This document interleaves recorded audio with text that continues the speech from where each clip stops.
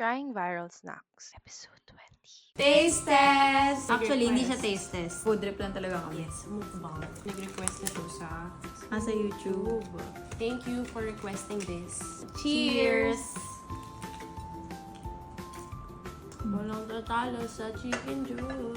If taga-South kayo, alam nyo ba yung Kips sa SM South Mall?